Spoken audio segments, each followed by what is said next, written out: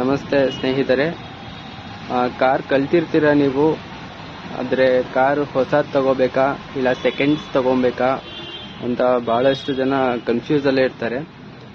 ಹೊಸ ಕಾರ್ ತಗೊಂಡ್ರೆ ಏನಾಗುತ್ತೆ ಅಂದರೆ ಸಣ್ಣ ಪುಟ್ಟ ಸ್ಕ್ರ್ಯಾಚ್ ಆದ್ರೂ ಅದು ತುಂಬ ಮನಸ್ಸಿಗೆ ನೋವಾಗ್ತಾ ಇರುತ್ತೆ. ಆಮೇಲೆ ಅದು ನಿಮಗೆ ಏನಿಲ್ಲ ಅಂತಂದ್ರೂ 50,000 to 60,000 ಇನ್ಶೂರೆನ್ಸೇ ಹೋಗುತ್ತೆ. ನೀವು ತೆಗಿಲಿ ಬಿಡಲಿ ವರ್ಷಕ್ಕೊಂದ್ಸಲ ಇನ್ಶೂರೆನ್ಸು ನೀವು ಕಟ್ತಾನೆ ಹೋಗಬೇಕಾಗುತ್ತೆ. ಆದರೆ ಈ ಸೆಕೆಂಡ್ಸಲ್ಲಿ ಏನಾಗುತ್ತೆ ಅಂತಂದರೆ ನಿಮಗೆ ಒಂದು 2 ಇಲ್ಲ 3 ಲಕ್ಷ ಇಲ್ಲ 5 ಲಕ್ಷದ ಒಳಗಡೆನೆ ನೀವು ಕಾರ್ ತೊಗೊಂಡ್ರೆ ಒಂದು 10,000 ಒಳಗಡೆನೆ ನಿಮಗೆ ಇನ್ಶೂರೆನ್ಸ್ ಬರುತ್ತೆ. ಹಾಗಾಗಿ ನಿಮಗೆ ಕಲಿಯೋಕ್ಕೆ ಒಂದು ಒಳ್ಳೆ ಇದು ಸೆಕೆಂಡ್ ಹ್ಯಾಂಡ್ ಕಾರ್ ತಗೊಳ್ಳಿ. ಆದರೆ ಇದರಲ್ಲಿ ಏನೇನು ಇರಬೇಕು, ಬರೀ ಔಟ್ಲುಕ್ ನೋಡೋದೇ ಅಲ್ಲ, ಇಂಜಿನ್ನು ಸ್ವಲ್ಪ ನೋಡಬೇಕು, ಆಮೇಲೆ ಇಂಟೀರಿಯರ್ ಏನಿದೆ ಏನಿಲ್ಲ ಅಂತ ನೋಡಬೇಕು. ಹಾಗೆ ಇಂಜಿನ್ ಈ ಸಣ್ಣ ಪುಟ್ಟ ಸ್ಕ್ರ್ಯಾಚ್ ಇದ್ರೆ ಬಫಿಂಗ್ ಮಾಡಿ ಅದನ್ನು ಕಾಣಿಸ್ತಿರಂಗೆ ಮಾಡಿರ್ತಾರೆ ತಗೊಳ್ಳೋವಾಗ. ಈ ಮೇಜರ್ ಸ್ಕ್ರ್ಯಾಚ್ಗಳು ಹೋಗಲ್ಲ, ಏನೇ ಬಫಿಂಗ್ ಮಾಡಿದ್ರು ಹೋಗಲ್ಲ. ಆಮೇಲೆ ಈ ಸೈಡ್ ಪ್ಯಾನೆಲ್ಗಳು ಇದೆಯಲ್ಲ, ಈ ಸೈಡ್ ಪ್ಯಾನೆಲ್ಗಳು ಇಲ್ಲಿ ಮಳೆ ನೆಂದು ಇದಾಗೋಗಿರುತ್ತೆ, ರಸ್ಟ್ ಹಿಡ್ದಿರುತ್ತೆ. ಆಮೇಲೆ ಇದೊಂದು ಸ್ವಲ್ಪ ನೋಡ್ಕೋಬೇಕಾಗುತ್ತೆ ನೀವು.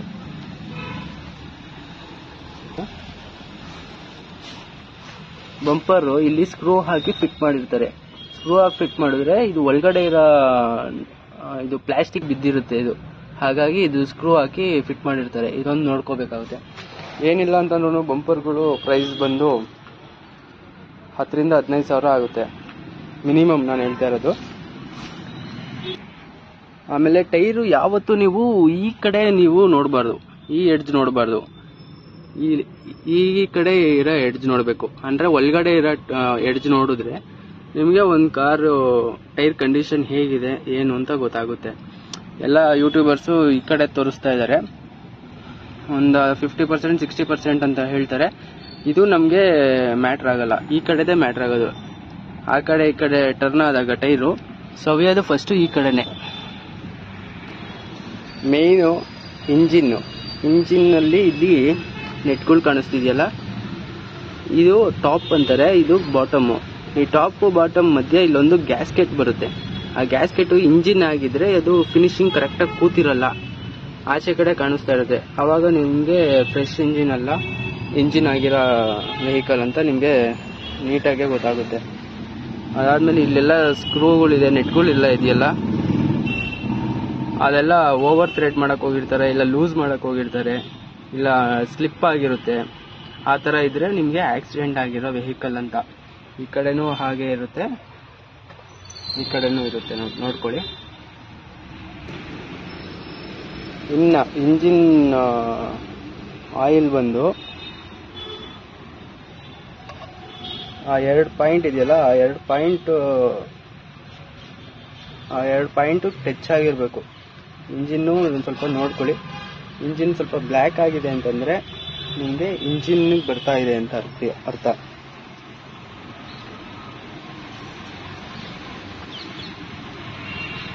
ಇದು ಮೇಯ್ನು. ಈ ಏರ್ ಹೋಸ್ ಪೈಪು ಈ ಥರ ಡ್ಯಾಮೇಜ್ ಆಗಿದ್ರೆ ನಿಮಗೆ ಸೆಕೆಂಡ್ ಗೇರು ಥರ್ಡ್ ಗೇರಲ್ಲೆಲ್ಲ ಒಂಥರ ಜರ್ಕೊಡಿಯೋದು, ಆಮೇಲೆ ಆಫ್ ಆಗಿ ಆನ್ ಆಗೋದು, ಆ ಥರ ಆಗ್ತಾ ಇರುತ್ತೆ. ಆ ಥರ ಮೇಯ್ನು ಇದೆಲ್ಲ ಸಣ್ಣ ಪುಟ್ಟದ್ದೇ ನೋಡ್ಕೊತಾ ಇರಬೇಕು. ಇವೆಲ್ಲ ಹೆಡ್ಲೈಟು ಇದು ಪರವಾಗಿಲ್ಲ, ಚೆನ್ನಾಗಿದೆ. ಈ ಥರ ಹೆಡ್ಲೈಟ್ಗಳಿಗೆ ಬಫಿಂಗ್ ಮಾಡ್ಕೊಳ್ಳಿ ಅಂತಾರೆ. ಬಫಿಂಗ್ ಮಾಡಿದ್ರೆ ಏನಾಗುತ್ತೆ ಅಂದರೆ ಒಂದು 15-20 ದಿನ ಇಲ್ಲ 2-3 ತಿಂಗಳು ಚೆನ್ನಾಗಿರುತ್ತೆ ಅಷ್ಟೇ. ಅದಾದ್ಮೇಲೆ ಮತ್ತೆ ಅದೇ ಗತಿಗೆ ಬರುತ್ತೆ. ಬೆಟರ್ ನೀವು ಎಲ್ಲ ಕಂಡೀಷನ್ ಆಗಿರೋ ಕಾರು ನೋಡೋದು ಒಳ್ಳೇದು. ನೆಕ್ಸ್ಟ್ ಇದು ಪಿಲ್ಲರ್ ಅಂತಾರೆ, ಇದೊಂದು ಪಿಲ್ಲರ್ ಅಂತಾರೆ, ಇದು ಪಿಲ್ಲರ್ ಅಂತಾರೆ. ನೆಕ್ಸ್ಟ್ ಇದು ಫ್ರಂಟ್ ಪಿಲ್ಲರು.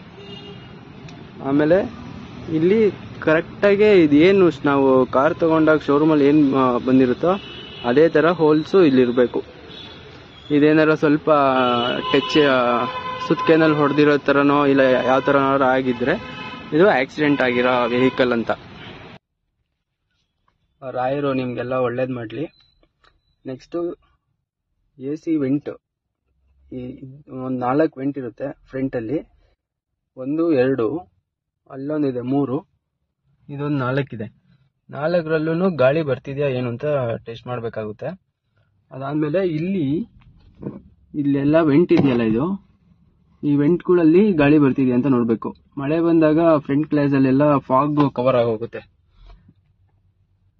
ಕವರ್ ಆದರೆ ಅಲ್ಲಿಂದ ವೆಂಟ್ ಏನಾರ ಚೆನ್ನಾಗಿ ವರ್ಕ್ ಬರ್ತಾ ಇದ್ರೆ ಅದು ಕ್ಲಿಯರ್ ಆಗೋಕ್ಕೆ ಅದು ಹೆಲ್ಪ್ ಆಗುತ್ತೆ. ಅದೊಂದು ನೀವು ಮೇಯ್ನು ನೋಡ್ಕೋಬೇಕಾಗುತ್ತೆ. ಆಮೇಲೆ ಫ್ರಂಟ್ ಗ್ಲಾಸ್ ಬಂದು ನೀವು ನೈಟ್ ಹೊತ್ತು ನೀವು ಒಂದ್ಸತಿ ನೀವು ಟೆಸ್ಟ್ ಡ್ರೈವ್ ಮಾಡೋದು ಒಳ್ಳೇದು. ನೈಟ್ ಹೊತ್ತು 0 ಆಗಿದ್ರೆ ಫ್ರಂಟ್ ಗ್ಲಾಸು ನಿಮಗೆ ಒಳಗಡೆ ರಿಫ್ಲೆಕ್ಟ್ ಸ್ವಲ್ಪ ಜಾಸ್ತಿ ಬರುತ್ತೆ. ಆಮೇಲೆ ನಿಮಗೆ ಹೊರಗಡೆ ವ್ಯೂ ನಿಮಗೆ ಕಾಣಿಸಲ್ಲ, ಸ್ವಲ್ಪ ಬ್ಲರ್ ಆಗಿ ಕಾಣಿಸ್ತಾ ಇರುತ್ತೆ.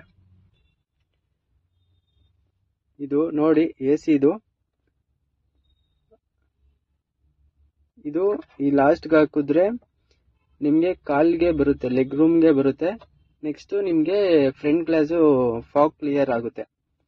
ಇನ್ನ ಇದು ನೆಕ್ಸ್ಟ್ ಒನ್, ಇದು ಬರೀ ಲೆಗ್ ರೂಮ್ಗೆ ಮಾತ್ರ ಬರುತ್ತೆ. ನೆಕ್ಸ್ಟ್ ಒನ್ ಲೆಗ್ ರೂಮು ಮತ್ತೆ ಹೆಡ್ ರೂಮ್ಗೆ 2 ಕಡೆನೂ ಬರುತ್ತೆ AC. ಇದು ಲಾಸ್ಟ್ ಒನ್ ಬರೀ ಹೆಡ್ ರೂಮಿಗೆ ಮಾತ್ರ ಬರುತ್ತೆ. ಹೆಡ್ ರೂಮ್ ಅಂದ್ರೆ ತಲೆ ಭಾಗಕ್ಕೆ ಬರುತ್ತೆ. ಲೆಗ್ ರೂಮ್ ಅಂತಂದ್ರೆ ಬರೀ ಕಾಲಿಗೆ ಮಾತ್ರ ಬರುತ್ತೆ. ಇದು ಕೂಲರು, ಈ ಬ್ಲೂ ಕಲರ್ ಇದೆ ನೋಡಿ, ಇದು ಕೂಲರು, ಇದು ಹೀಟರು. ಎಲ್ಲ ನೀವು ಚೆಕ್ ಮಾಡ್ಕೊಂಡೆ ತಗೋಬೇಕಾಗುತ್ತೆ. ನೆಕ್ಸ್ಟು ಇದು ಇನ್ಟೇಕು, ಇದು ಔಟ್ಟೇಕು. ಇದು ಹೊರಗಡೆಯಿಂದ ಗಾಳಿ ಬರುತ್ತೆ, ಇದು ಒಳಗಡೆನೆ ಗಾಳಿ ಸುತ್ತಾ ಇರುತ್ತೆ. ಇದು ನೆಕ್ಸ್ಟ್ ನೀವು ಕಿಲೋಮೀಟರ್ ಎಷ್ಟು ರನ್ ಆಗಿದೆ ಅಂತ ನೋಡ್ಕೋಬೇಕಾಗುತ್ತೆ. ಆಮೇಲೆ ಅದು C ಅಂತ ಇರುತ್ತಲ್ಲ, ನೀವು ಗಾಡಿ ಸ್ಟಾರ್ಟ್ ಮಾಡಿ ಸ್ವಲ್ಪ ಹೊತ್ತು ಬಿಡಲೇಬೇಕು. ಸ್ವಲ್ಪ ಹೊತ್ತು ಬಿಟ್ಟಾದ್ಮೇಲೆ ಅದು ಮಿಡಲ್ಗೆ ಬರುತ್ತೆ. ಮಿಡಲ್ಗೆ ಬಂದರೆ ಅವಾಗ ಸ್ವಲ್ಪ ಗಾಡಿ ಇಂಜಿನ್ನು ಚೆನ್ನಾಗಿದೆ ಅಂತ. ಫುಲ್ ಓವರ್ ಹೀಟ್ ಆಯಿತು ಆ ಥರ ಏನಾರು ಆಗ್ತಾ ಇದೆ ಅಂತಂದರೆ ಇಂಜಿನ್ಗೆ ಸ್ವಲ್ಪ ಬರ್ತಾ ಇದೆ ಅಂತ. ಇವತ್ತು ಸ್ವಲ್ಪ ಚೆನ್ನಾಗಿ ಕಾಣಿಸ್ತಾ ಇದೆ. 06 ಅಂತ ಇದೆ ನೋಡಿ. ಎಲ್ಲ ವಿಂಡೋಸಲ್ಲೂ, ಎಲ್ಲ ವಿಂಡೋ ಗ್ಲಾಸಲ್ಲೂ ಈ 06 ಅಂತಾನೆ ಇರಬೇಕು. ಆ ಮಾಡೆಲ್ ನಂಬರು ಅಷ್ಟೇ, ಮಾಡೆಲ್ ಇಯರು 06 ನೋಡಿ. ಇಲ್ಲೂ 06 ಅಂತಾನೆ ಇದೆ, 06.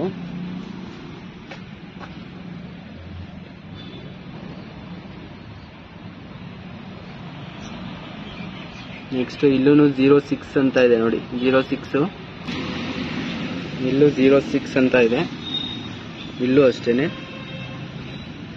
06 ಅಂತ ಇದೆ, ಕಾಣಿಸ್ತಾ ಇದೆಯಾ 06. ಮತ್ತೆ ಇಲ್ಲೂ ಅಷ್ಟೇನೆ 06 ಅಂತ ಇದೆ. ಎಲ್ಲ ಒರಿಜಿನಲ್ ಗ್ಲಾಸ್ಗಳೇ, ಆಕ್ಸಿಡೆಂಟ್ ಫ್ರೀ ಅಂತ, ಆಕ್ಸಿಡೆಂಟ್ ಫ್ರೀ ವೆಹಿಕಲ್ ಅಂತ. ಇದೆಲ್ಲ ನೀವು ಗಮನಿಸಲೇಬೇಕು. ಇಷ್ಟೊಂದೆಲ್ಲ ನಿಮಗೆ ನೋಡೋದಕ್ಕೆ ಬಿಡಲ್ಲ. ನಿಮಗೆ ಈ ಪ್ರೀ ಓನಡ್ ಕಾರ್ಸಲ್ಲಿ ಇಷ್ಟೊಂದೆಲ್ಲ ಬಿಡಲ್ಲ. ಏನು ಹೇಳ್ತಾರೆ ಅಂದರೆ ಲೆದರ್ ಕಂಡೀಷನ್ ಎಲ್ಲ ಚೆನ್ನಾಗಿದೆ, ಸೀಟಿಂಗ್ ಎಲ್ಲ ಚೆನ್ನಾಗಿದೆ, AC power steering, 2 power window, ಅದು ಅಷ್ಟೇ ಹೇಳ್ತಾರೆ ಹೊರತು ಇದು ಯಾವುದೂ ನಿಮಗೆ ಹೇಳಲ್ಲ. ಹಾಗಾಗಿ ಈ ವಿಡಿಯೋ ಒಂದು 2-3 ಸತಿ ನೀವು ನೋಡಿದ್ರೆ, ನಮ್ಮ ವಿಡಿಯೋ ಅಂತಾನೆ ಅಲ್ಲ, ನೀವು ಯಾವುದೇ ವಿಡಿಯೋ ನೋಡಿದ್ರು ಈ ಥರ ಇರುತ್ತೆ. ಇದರಲ್ಲಿ ಕೆಲವೊಂದೆರಡು ಪಾಯಿಂಟ್ ಎಕ್ಸ್ಟ್ರಾ ಇದೆ. ನೀವು ಹೊರಡೋಕ್ಕಿಂತ ಮುಂಚೆ ಈ ವಿಡಿಯೋ ಒಂದ್ಸತಿ ನೋಡ್ಕೊಂಡು ನೀವು ಗಾಡಿ ತೊಗೊಳಕ್ಕೆ ಹೋದರೆ ನಿಮ್ಗೊಂದು ಐಡಿಯಾನೂ ಇರುತ್ತೆ, ನಿಮ್ಗೆ ಏನೇನು ಚೆಕ್ ಮಾಡಬೇಕು ಅನ್ನೋದು ಗೊತ್ತಾಗುತ್ತೆ. ಇಷ್ಟ ಇದ್ದರೆ ಈ ವಿಡಿಯೋ ಲೈಕ್ ಮಾಡಿ, ಸಬ್ಸ್ಕ್ರೈಬ್ ಮಾಡಿ. Thank you.